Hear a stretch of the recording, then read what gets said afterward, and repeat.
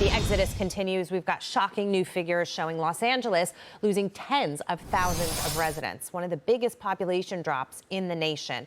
Experts pointing to soaring costs, shrinking opportunity, and policy failures driving people out. And Taylor, normally this sounds good, and you've been talking about the potential of trying to, get a reasonable governor in that office and change things. My problem is this: anybody reasonable has left.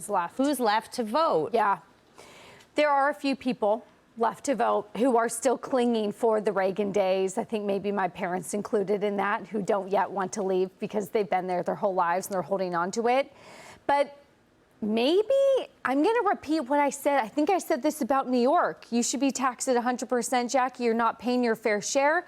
Everyone should leave LA who wants to. Good, because that will force the system to change. Eventually that system collapses, because the problem with socialism is you run out of other people's money. So if that system collapses, if enough people leave, and I know we're just talking about LA, but then eventually these states, that system can't support itself because there isn't the tax base to support all of the public funds that you want. If that's the way we have to learn, good. Tax everyone 100%, the reasonable people will leave. But the reasonable people tend to have money. It's easy for them to leave and make those accommodations. Everybody else who's left, Dagan, is the middle class, lower class, hardworking people, who most of these people have promised they're going to help.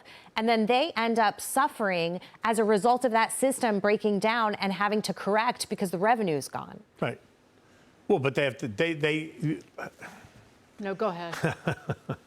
I hate to say it, but to your point, they make all these promises. If you heard what Zohran Mamdani said, it's going to be free this, free that, free this. I'm going to take care of everyone. I'm going to tax the rich. Don't you worry about it. You stay right where you are. Well, guess what? How's that working out? The state's not going to raise income taxes on the wealthy. It's an election year. Kathy Hochul, she'll do it in January if she gets reelected, but she's not going to do it now. And so Mamdani's been forced to now raid the reserve fund. How do people feel about that? So I hate to say it, but you really have, elections matter, and you have to pay attention. Whether or not you get involved in politics, you have to understand what's going on in politics so you can make a decision that you recognize the decision you make has consequences. Thoughts? Me? Either. Oh, sorry. I thought you were No, up. go ahead. California, we're talking about Los Angeles. California has, am I right about this, Taylor, 58 counties? Ooh, maybe. We have lots. 30 of them lost population overall. Yeah. And the reason is because California has been built for years as a haven for migrants.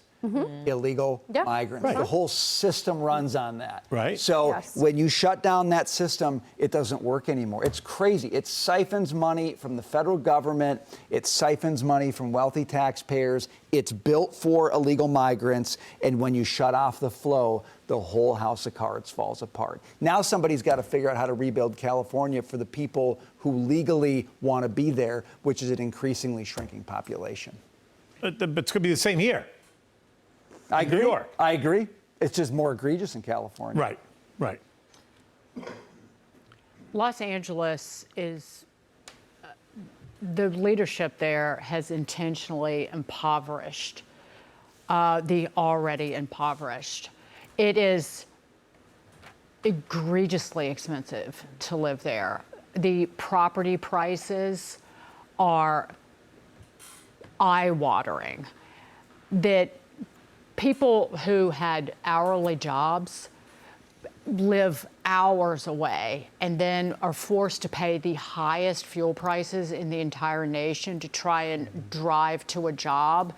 And the leadership, as far left as it comes, starting with Mayor Karen Bass, as she worships at the altar of the scum bucket that is Newsom, they have done nothing to make the lives better of the people who actually have to work for a living in Tinseltown.